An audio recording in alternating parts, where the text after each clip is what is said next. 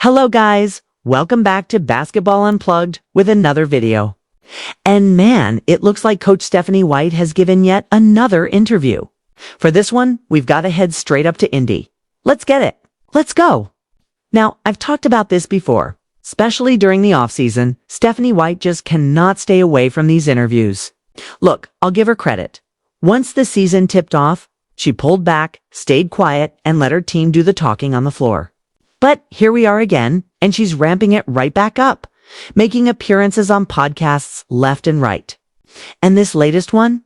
Oh yeah, it was all about the hottest topic right now, second only to that Sandy Brondello mess. And that's the one question fans keep asking. Will Caitlin Clark return this season?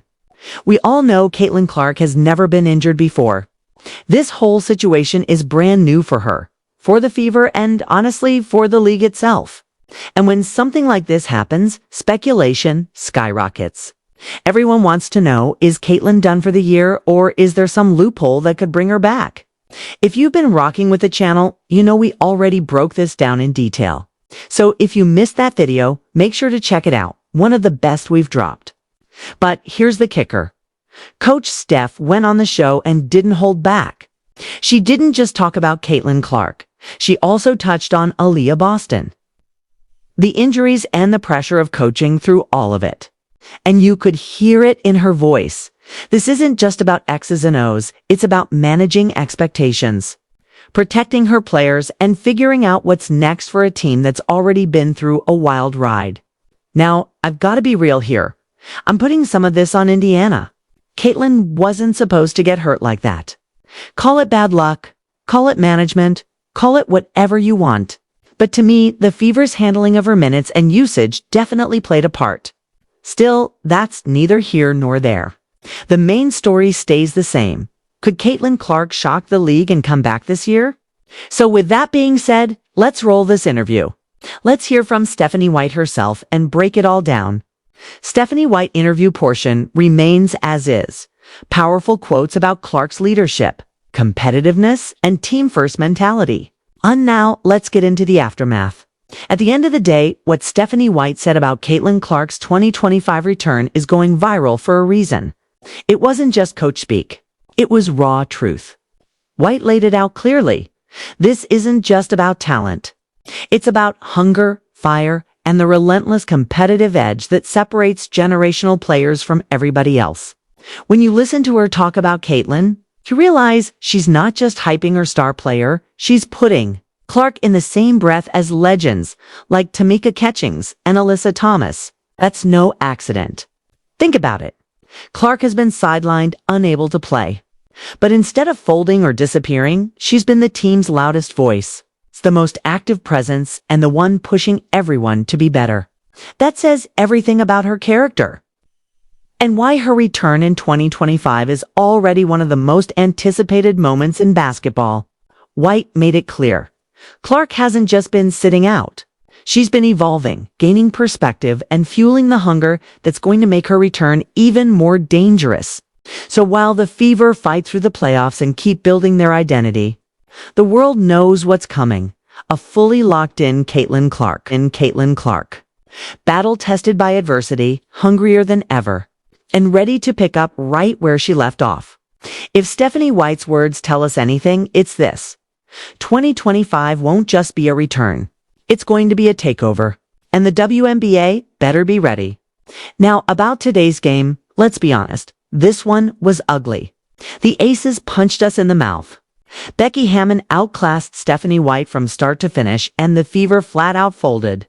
A'ja Wilson reminded everybody why she's the MVP. NaLyssa Smith actually showed up. But Becky Hammon's adjustments completely flipped the series momentum. Here's the silver lining though. We're still tied 1-1. We did what we had to do in Vegas, steal home court. Now the pressure shifts back to Indiana, where the Fever have a golden chance to bounce back and show what they're really made of. Either Coach Steph figures it out and makes the right moves, or this season ends in heartbreak. So buckle up, Fever fans. Game 3 is going to tell us everything we need to know about this team. Let me know down below. Do you still believe, or is this series slipping away? And don't forget to hit that like button, subscribe, and I'll catch you all on the next one. Now, let's go even deeper. Because what Stephanie White said wasn't just a random set of compliments, it was layered. On the surface, she's talking about Caitlin Clark's maturity, her hunger, her perspective from the sidelines. But if you really listen, sounded like she was preparing everybody for two truths at once. Clark isn't coming back this year, but when she does return, she's going to be even scarier. That's the kind of messaging that's as much about protecting your star player as it is about controlling the narrative. And trust me, White knows exactly what she's doing. Coaches don't throw Tamika Catchings and Alyssa Thomas names around lightly. That's Hall of Fame company. That's face of the league company. And when she puts Caitlin in that category this early in her career, she's not just hyping her up, she's reminding everybody that Indiana's future is still built around this one player. Think about the psychology of it. Clark's not on the court yet, she's still the center of every storyline. The camera pans to her on the bench more than it does to some starters in the game. And instead of sulking, instead of looking checked out, she's locked in, calling plays, clapping, talking to her teammates, breaking down what she sees. That's not normal for a rookie. That's leadership that usually comes after 5-6 years in the league. And here's the crazy part. Fans are eating it up. The Fever fan base has never been this alive, even during the Catchings years. Social media is blowing up every time White even mentions Clark's name. Twitter threads, TikTok edits, podcasts, everybody's running with this interview like it's gospel. Why? Because deep down, everybody knows Caitlin isn't just a great player. She's the storyline of the WNBA right now.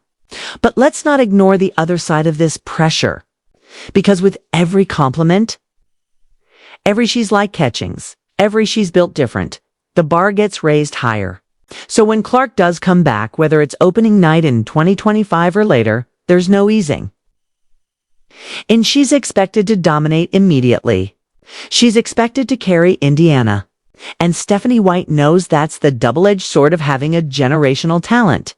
Now, let's pivot to the Fever's current reality. This playoff run is a test, not just for the team, but for White herself. Game 1, they shocked the Aces. Discipline, effort, toughness, they showed all of it. Game 2, they got smacked. A'ja Wilson reminded everybody she's the best player on the planet. And Becky Hammon coached circles around White. That's the growing pain of a young team. That's the difference between experience and potential.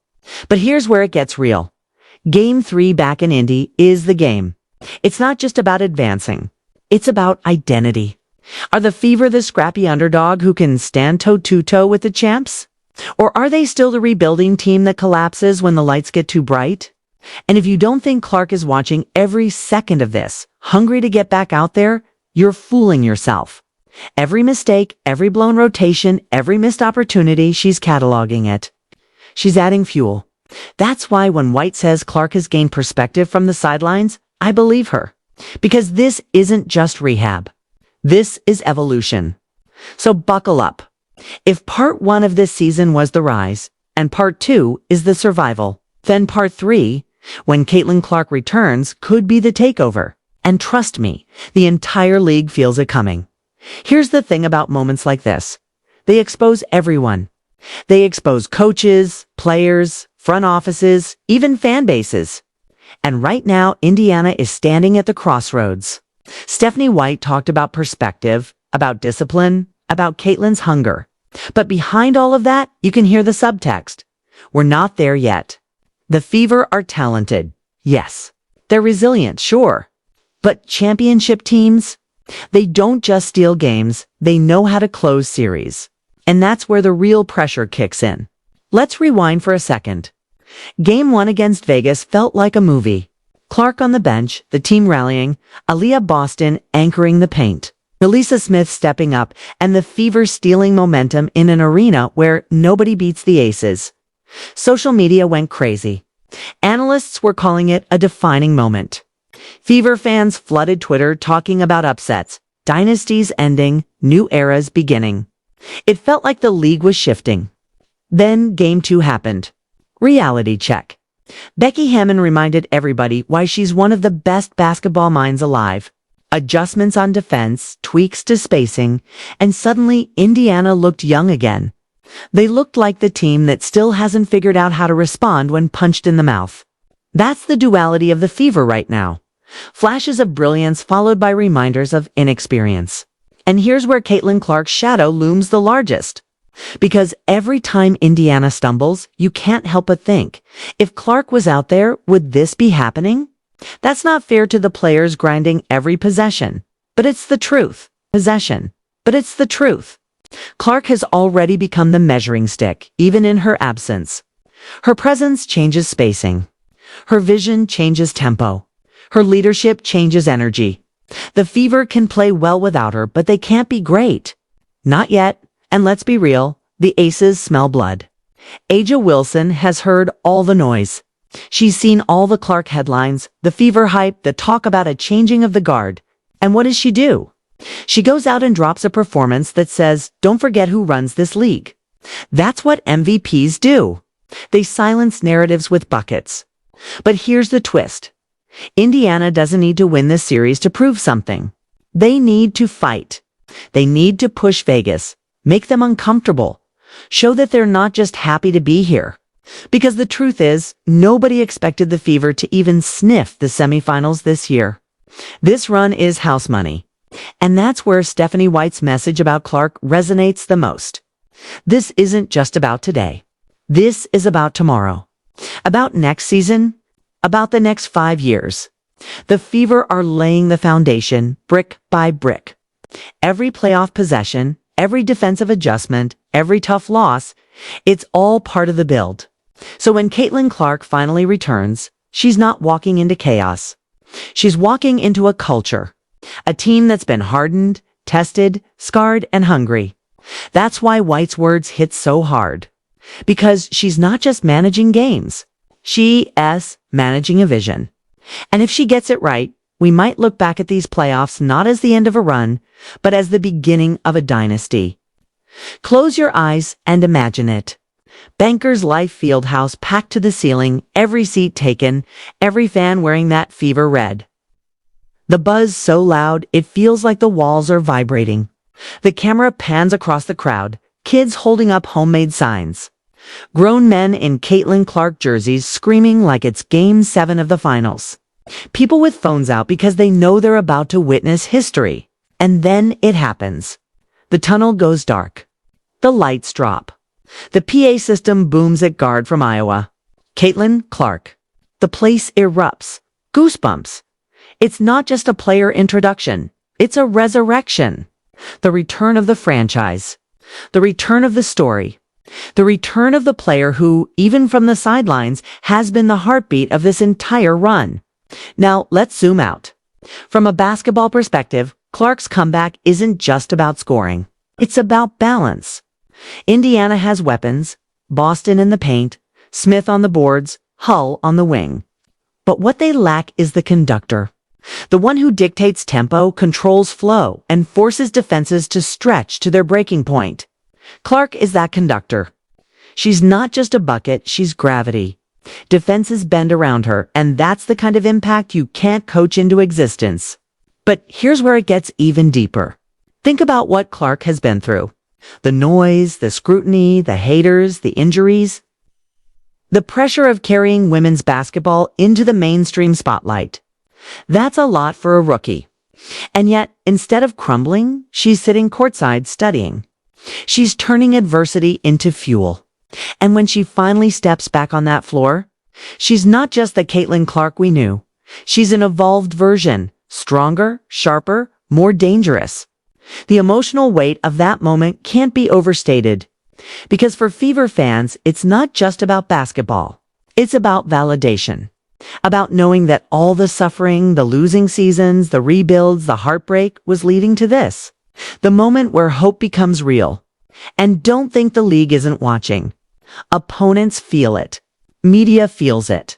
The WNBA as a whole knows that Clark's return isn't just another storyline. It's the storyline. The one that drives ticket sales, boosts ratings, and redefines rivalries. When she comes back, the entire calendar shifts. Games against Indiana stop being just regular season matchups. they become events. Now, let's analyze the flip side. With hype comes expectation. The moment Clark hits her first deep three, the crowd's going to lose their minds. But what happens if she struggles? What happens if rust sets in? That's the danger of moments like this. The line between triumph and disappointment is razor thin. And that's why Stephanie White's messaging is so important. By praising Clark's leadership and perspective, she's buying her time. She's saying this isn't about one game. This is about the long run. Still, let's not kid ourselves. When Clark steps back onto that hardwood, she's not coming to ease in. She's coming to make a statement. That's who she is. And if the Fever can rally around that energy, they can harness the chaos of that return, we might be talking about one of the most iconic comebacks in WNBA history. Because here's the truth. Legends aren't defined by stats alone. They're defined by moments. And everything about Caitlin Clark's journey is setting up for one. Caitlin Clark's return doesn't just change Indiana. It changes the entire WNBA, and not just in a, oh, the Fever get better type of way. I'm talking tectonic plates shifting under the league. Think about rivalries. Right now, the WNBA has its dynasties. Las Vegas, New York, Connecticut teams that have been at the top of the mountain for years. They've got star power, they've got banners, they've got respect. But what they don't have is what Clark brings. The gravitational pull of a superstar who makes every game feel like an event. When Caitlin Clark walks back on the court, Indiana Fever games stop being just another game on the schedule. They become must-watch TV.